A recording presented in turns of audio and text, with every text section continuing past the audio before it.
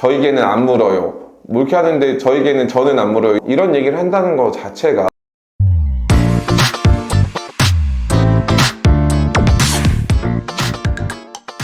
어렸을 때 뭐 이런 얘기 많이 들어보셨던 것 같은데 착한 사마리아인의 법 뭐 이런 거 얘기 많이 들어보셨을 거예요. 일종의 우리가 도덕적인 영역과 법의 영역 이 경계선에 사실 관한 건데 좀 어렵게 표현하자고 하면 사고를 보고 이걸 도와주지 않았을 때 이걸 처벌하는 게 맞냐 틀리냐 뭐 이런 얘기들이 있고 제가 어제 이제 봤던 영상인데 아이가 8살 남자아이가 큰 개한테 계속 물리는 이걸 봤었는데 보니까 초반에 어떤 아주머니가 지나가시더라고요. 무슨 우산인지 양산인지 쓰고 있었으니까 그걸로 좀 휘둘러 줄 수도 있는 거였잖아요.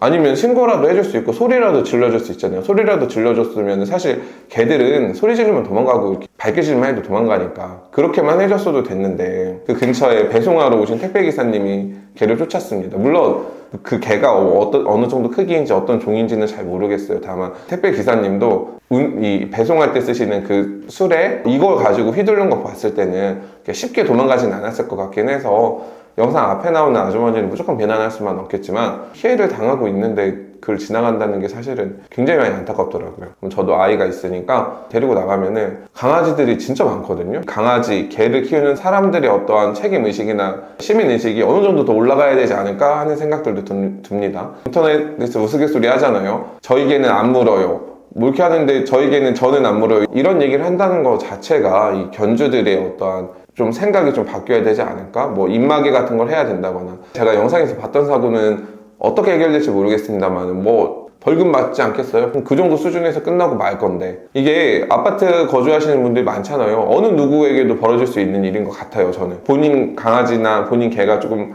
사랑을 물 수 있는 그런 위험 요소가 있으면 당연히 좀 입마개 하고 이런 의식이 좀 필요하지 않을까. 현재 이제 이런 류 사건들을 관할하고 있는 가장 주된 법은 동물보호법입니다. 동물보호법에서는 5가지 개의 종류를 맹견으로 분류하고 있고 이 맹견에 의해서 사고가 발생한 경우에는 견주에게 최대 2년 이하의 징역이나 2천만 원 이하의 벌금에 처하도록 하고 있습니다. 법조문을 반대로 해석하게 되면요, 맹견에게 물리지 않았을 때는 이 정도까지도 처벌하지 않겠다 이렇게 해석될 수밖에 없어요. 그리고 제가 지금까지 알고 있기로는 오늘 말씀드렸던 사건에서 종류가 맹견에는 포함되지 않았었던 것으로 알고 있습니다.